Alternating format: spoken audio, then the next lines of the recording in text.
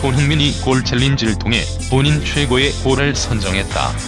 손흥민은 21일 자신의 SNS를 통해 골 챌린지에 참여했다. 골 챌린지는 축구 선수들이 자신 커리어에 있었던 최고의 골을 SNS에 올리고 이를 이어갈 선수를 지목하는 릴레이 이벤트다. 신종 코로나 바이러스 감염증 여파로 유럽 축구리그가 중단되며 선수들은 골 챌린지로 아쉬움을 달래고 팬들과 소통 중이다. 손흥민은 앞서 해리 케인, 스티븐 베르흐바인, 이재성의 지목을 받았다. 그는 최고의 골로 2018년 러시아 월드컵 독일전에서 넣은 쐐기골을 선택했다. 당시 대한민국은 김영권과 손흥민의 골로 우승 후보 독일을 2대0으로 누른 바 있다. 손흥민은 골 챌린지를 이어갈 다음 주자로 기성용, 이강인, 케빈 비머를 지목했다. 비머는 전 토트넘 동료로 막역한 사이다. 한편 비머는 본인 최고의 골을 선정하기 전에 손흥민의 골을 자신의 SNS에 인용했다. 최고의 선수 진국, 해설자가 미쳐가고 있어라며 손흥민의 골을 감탄했다. 손흥민의 가치가 다시 한번 인정받았다. 영국 스퍼러스 웹은 지난 21일 2019-2020 시즌 어워드를 뽑으며 손흥민을 올해의 선수와 올해의 골 이관왕으로 선정했다. 코로나 여파로 중단된 잉글랜드 프리미어리그의 셧다운은 한 차례 연기돼서 오는 5월부터 리그 재개 예정이다. 하나 유럽을 뒤흔드는 코로나의 파급력이 너무 커서 리그 재개조차 불확실하다. 스퍼러스웹은 EPL의 미래가 불투명하기 때문에 조기에 2019-2020 시즌 토트넘 어워드를 뽑기로 했다라고 설명했다. 이 매체가 선정한 올해의 선수는 역시나 손흥민이었다. 그는 해리 케인이 부상으로 빠진 4위 득점포를 가동하며 팀을 지탱한 바 있다. 스퍼러스웹은 케인의 부재 당시 손흥민은 꾸준한 득점력으로 팀을 이끌었다. 최고의 시즌은 아니었지만 손흥민은 8부상전까지 팀을 지탱했다라고 설명했다. 올해의 선수 이상으로 올해의 골은 더욱 수상자를 예측하기 쉬웠다. 누구나 상위 주인공으로 손흥민을 예측하고 있었다. 아니나 다를까 손흥민은 올해의 선수에 이어 올해의 골마저 차지하며 이관왕에 올랐다. 손흥민은 지난해 12월 8일 열린 벌리전 전반 32분 아군 페널티 박스에서 상대 골대까지 약 80m 가까이를 단독 드리블로 질주해서 골을 터뜨렸다. 손흥민은 막기 위해 무려 7명의 선수가 달려들었지만 역부족이었다. 센세이널한 80m 돌파 드리블 골은 전 축구계를 놀라게 했다. EPL 이달의 골로 선정됐을 뿐만 아니라 국제축구연맹이나 유럽축구연맹이 직접 그의 골을 전하기도 했다. 손흥민은 지난 6일 영국 런던 캠던 라운드 하우스에서 열린 제6회 영국 런던 풋볼 어워즈에서 올해의 골 부분을 차지하기도 했다. 스퍼러스웹은 벌리전 손흥민의 단독 드리블 골은 토트넘뿐만 아니라 이번 시즌 EPL 전체 올해의 골을 수상할 가능성이 높다라고 강조했다. 한편 이 매체는 이번 시즌 최고의 영입으로 지오반니 로 셀소, 최고의 유망주로는 자폐 탄광과 가장 발전한 선수로는 세르주 오리에를 택했다. 손흥민과 가레스 베일이 함께 뛰는 모습을 볼 수 있을까? 해리 케인이 맨체스터 유나이티드로 떠난다면 단기적으로 가능했다.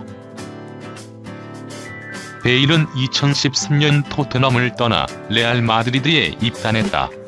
프리미어리그와 챔피언스리그에서 맹활약했기에 크리스티아누 호날두 후계자로 지목됐다. 하지만 잦은 부상과 컨디션 난조로 입지를 잃었다. 높은 주급도 레알 마드리드의 부담이다. 스페인 보도에 따르면 레알 마드리드는 베일을 자유계약으로 풀어줄 생각이 있다. 이적료를 포기하고 베일을 보내려는 방침이다. 레알 마드리드에 집중하지 못하는 모양이지만 여전히 경쟁력이 있어 많은 구단과 연결된다.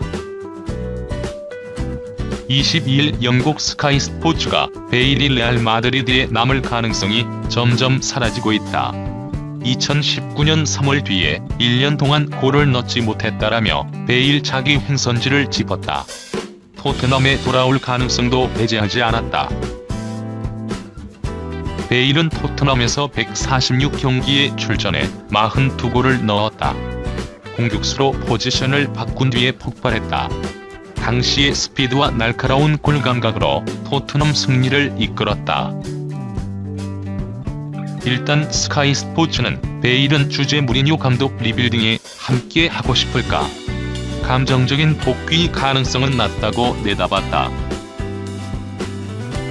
한 가지 가능성은 해리 케인이다. 맨체스터 유나이티드가 케인을 노리고 있다. 토트넘이 케인을 잃을 경우에 단기적인 해결 방안으로 베일 복귀를 검토할 공산이 크다라고 설명했다. 베일이 토트넘에 온다면 왼쪽 손흥민과 오른쪽 베일을 볼 수도 있다. 베일은 호날두가 있을 때 왼쪽에서 뛰었지만 최근에는 오른쪽에서 대부분 시간을 할애했다.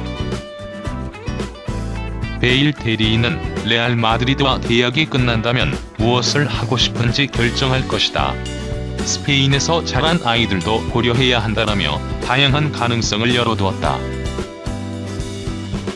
리빌딩이 불가피한 토트넘이 여름 이적 시장을 어떤 전략으로 임해야 할까? 토트넘은 지난 4시즌 연속으로 유럽 축구 연맹 챔피언스 리그 진출권을 따냈지만 이번 시즌엔 예년과 같은 성적을 거두기 힘들어 보인다. 성적 부진으로 성공기를 이끌었던 마우리시오 포체티노 감독이 경질되고 조세 무리뉴 감독이 왔지만 부상자가 속출하며 성적은 8위로 제자리 걸음이다. 토트넘은 지난 시즌 UCL 결승까지 진출했던 위력은 온데 간데 없이 사라졌다. 그나마 팀을 지탱해주던 해리 케인, 손흥민, 무사 시소코는 부상으로 전력에서 이탈했고 얀 베르통어는 누세화로 인한 기량 하락이 뚜렷하다. 안 그래도 얇은 스쿼드인데 키어런 트리피어, 페르난도 요렌테, 크리스티안 에릭센 등은 이적했다. 그 때문에 다음 시즌 다시 UCL 진출권 경쟁에 합류하기 위해서는 팀 리빌딩은 필수적이다. 현재 토트넘 전력에서 보강이 필요한 포지션은 왼쪽과 오른쪽 풀백, 수비형 미드필더, 창의적인 플레이메이커, 스트라이커다.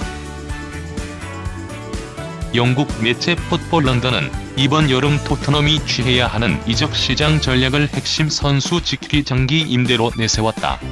팀 공격에 필수적인 케인과 손흥민을 지키고 장기 임대로 새로운 선수를 데려오는 것이다.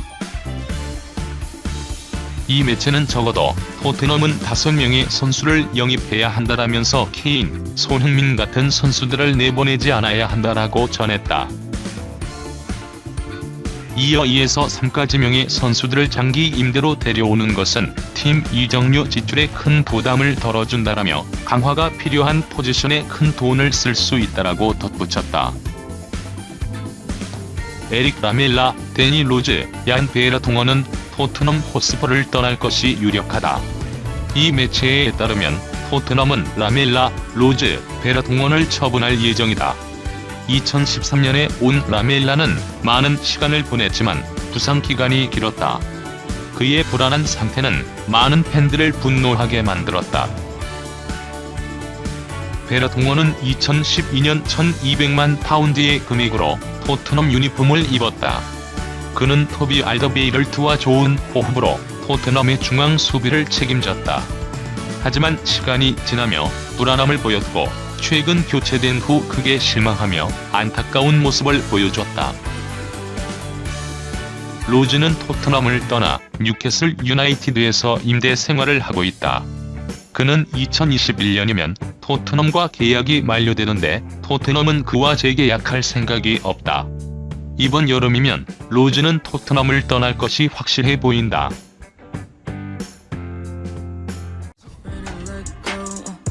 If you're ever gonna let me know, yeah.